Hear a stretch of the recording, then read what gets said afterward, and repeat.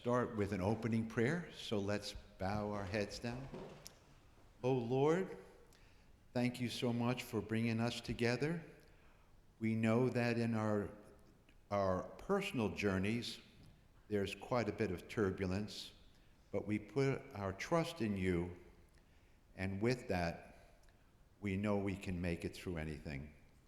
And we remember the prayer your Son taught us, Our Father, who art in heaven, hallowed be thy name.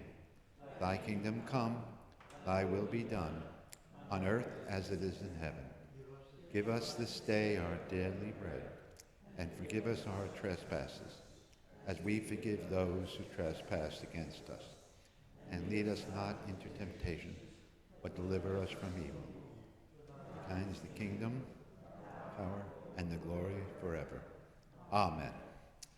Okay, and you know, I just so proud to have a stewardess here.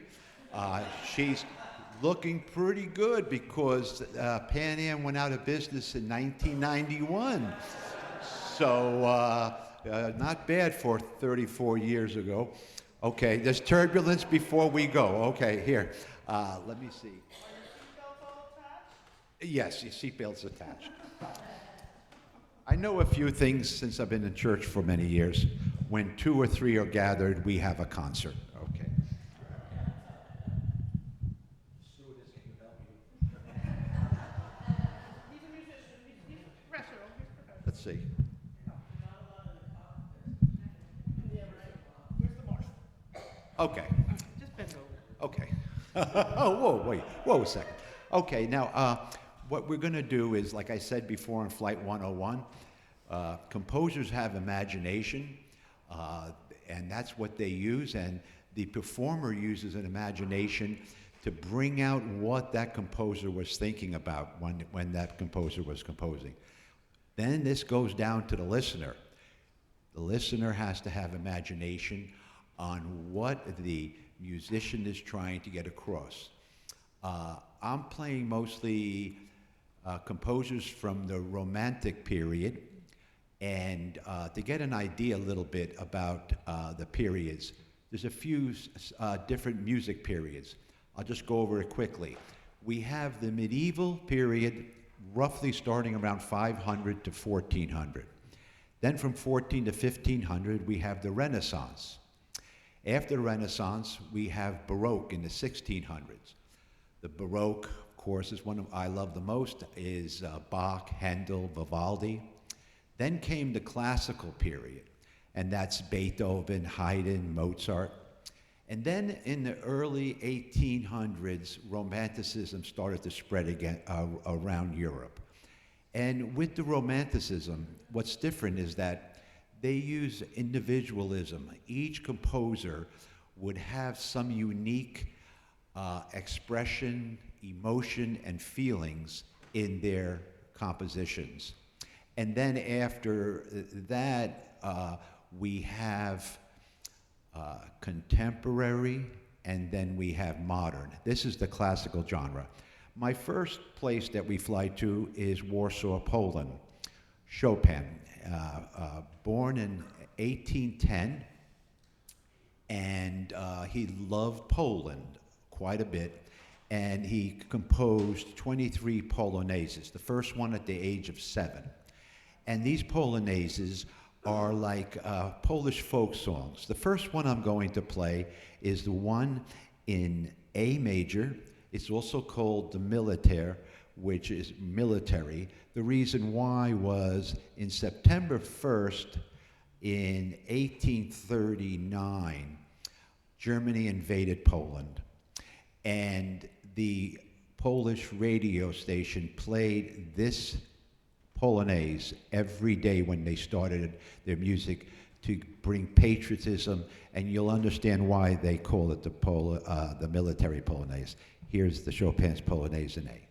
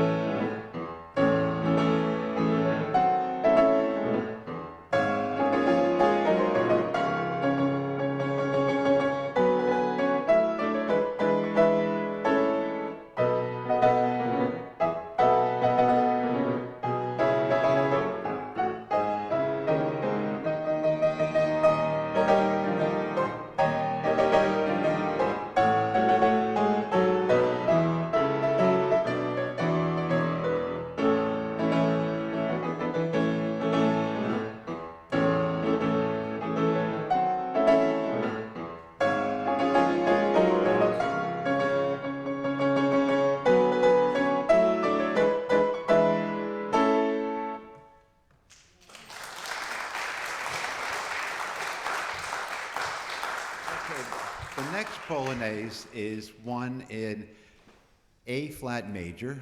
It's called a heroic. It also is known as another piece that was done as Till the End of Time, and Perry Como recorded it in 1945.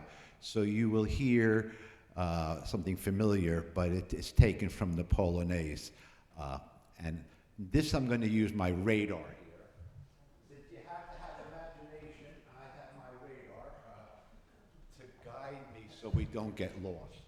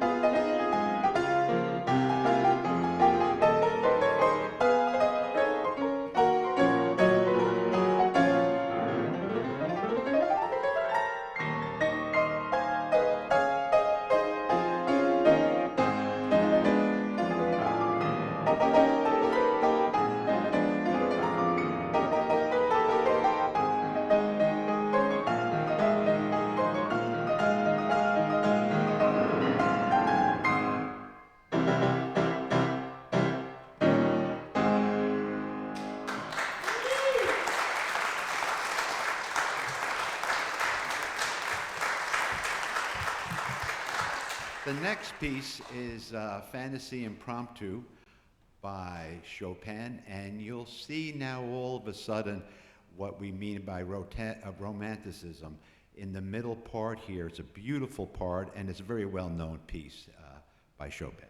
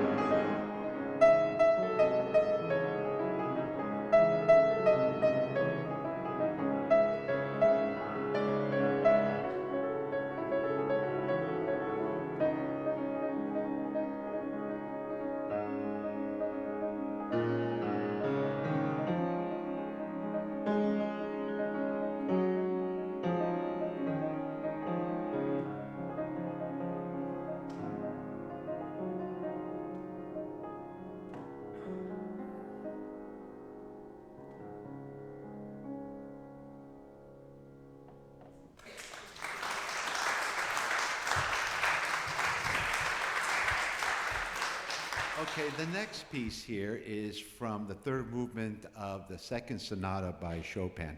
Before I play it, I'll tell you a little bit about this piece. It's a march that he started 2 years before he finished the rest of the piece. Chopin was not a healthy individual. He was 5'7" and he never was over 99 pounds. His adult life lived, he was 88 to 99. They thought he had cystic fibrosis, but what has happened, he had a request. He had a disease of taphophobia, the disease of dying alive. And at that time, they had safety coffins and everything, and he had this disease, and it was running his life. And he told his oldest sister that I need to have an autopsy and I want my heart removed. So when he died in Paris, and the doctor took out his heart, and it was put in a glass jar with some alcohol. They think it was cognac, and then in an oak box. And the oldest sister got through two borders, Austria and Russia, to bring it back to Poland. Now the heart's in Poland, but after the Nazis came in, an officer stole the heart, brought it back to Germany, and then at the end of the war, on May 8th, 1945, the Germans returned the heart. The heart is now entombed in a pillar of the Holy Cross Church in Warsaw, Poland. It was analyzed in 2014. They did not open the jar. You can Google it. It's a white mass. It's very big. It turned white. And they're planning to open it again in 50 years in 2064. They found out that he did not die of cystic fibrosis, but tuberculosis. So here is a march that you will definitely be familiar with, but when I say romanticism, you'll understand how this appears as a romantic piece.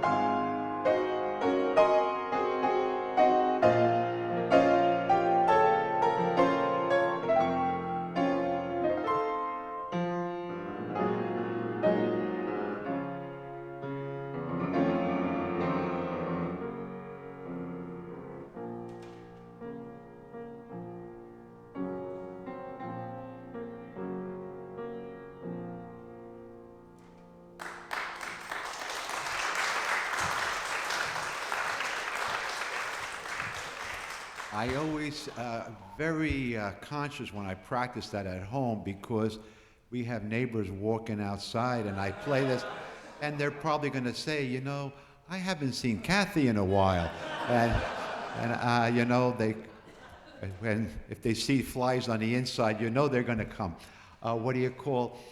I'm going to fly now over to Hungary to a composer, Franz Liszt.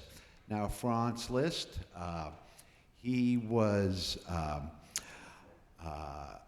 totally different than Chopin. Chopin very seldom played for more than 20 to 25 people. Franz Liszt was the first rock star there was. His hair was long, he had multiple pianos on stage, he was a showman. He had to have people to protect him. Women were tearing their clothes, his clothes. He was a rock star, and Chopin and him got along and played a few concerts together. And he was actually born in 1811, but he lived 75 years. Chopin lived only 39 years. And Chopin got very upset when he improvised on some of Chopin's work. This work is called Liebestrom. It means the dream of love.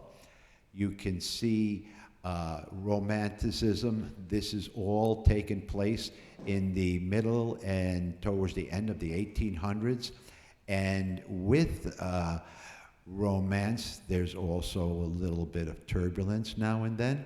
And you'll hear that. And after the turbulence, you know there's nice, peace, calm. So this is Liebestrom.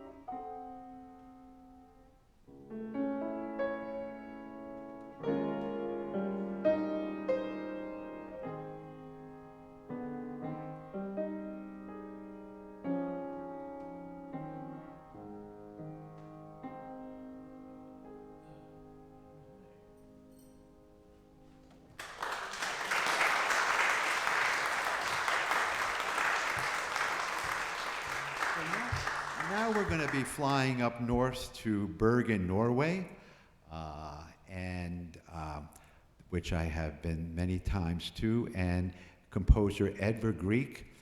And I imagine when I play this, the first one is called the Morning Mood. It's from a play, Peer Gynt, and I look at it as a spring day with birds singing and another bird singing along, and you can hear the different in style of the northern composer Edvard Grieg.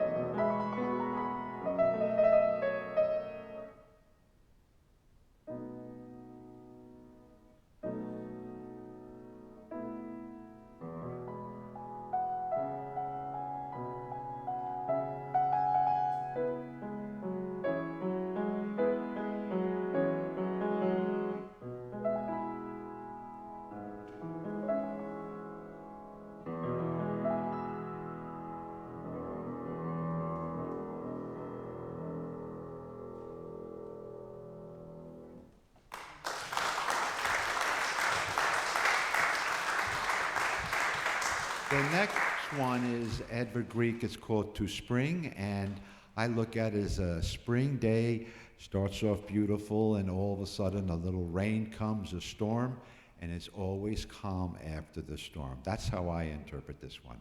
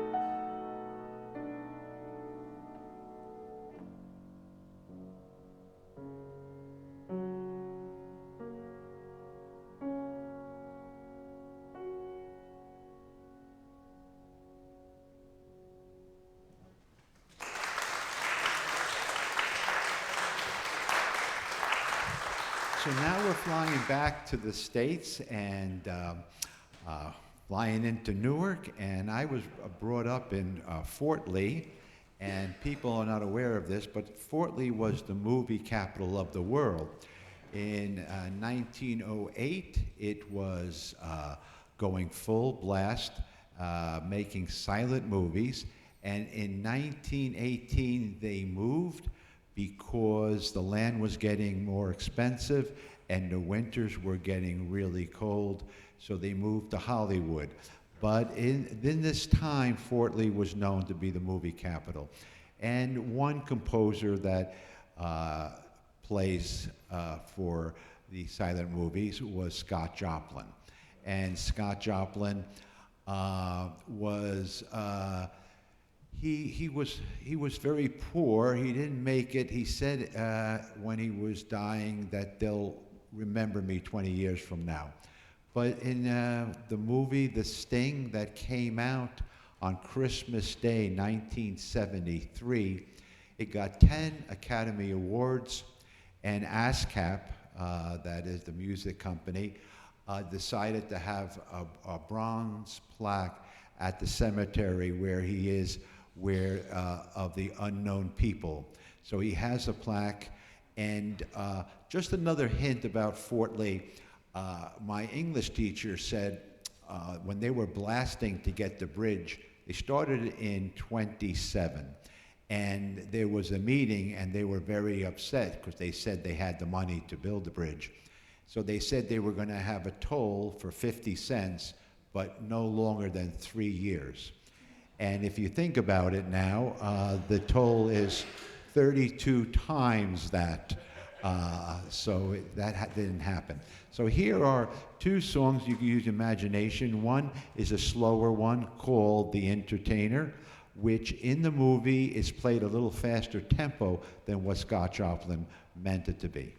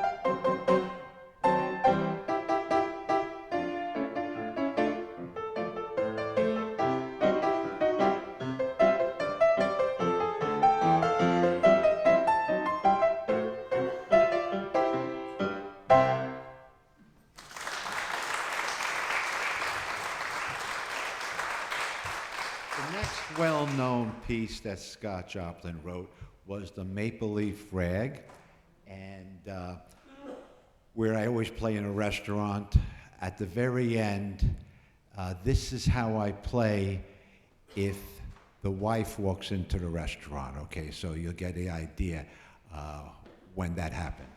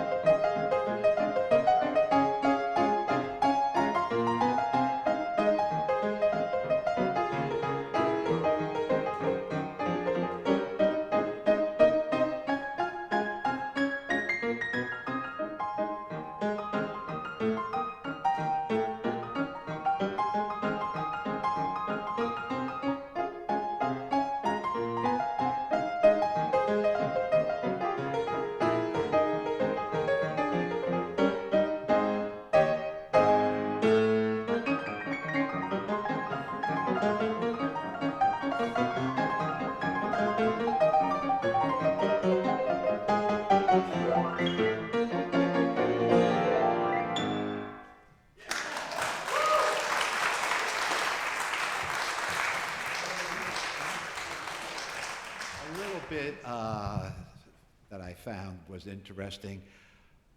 Franz Liszt never got married. Chopin never got married. Scott Joplin got married 3 times. Yeah, he died in a mental ward in New York. So those are facts. Those are facts. Okay, I have now my last piece, and before I play that, I want to say that thank you for coming, and we.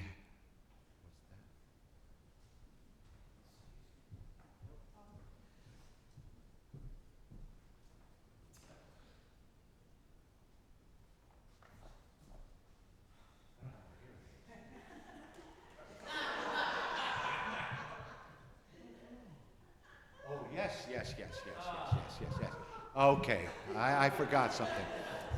I am dedicating this journey, this flight, to a person that was very involved in this church who went to be with the Lord a year ago today, Edna Winans.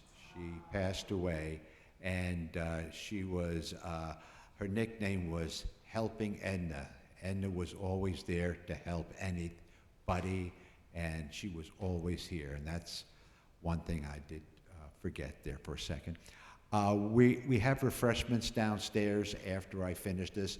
This last one is a piece, it's like a little bit of a boogie-woogie rock and roll. It's done by, arranged by Johnny May, who was the piano player at Disney World for a long time. And I added two different tunes to it. I think you'll find the tunes yourself. You can, they're pretty well known. And since Pastor's not here, I give you permission to tap your toes.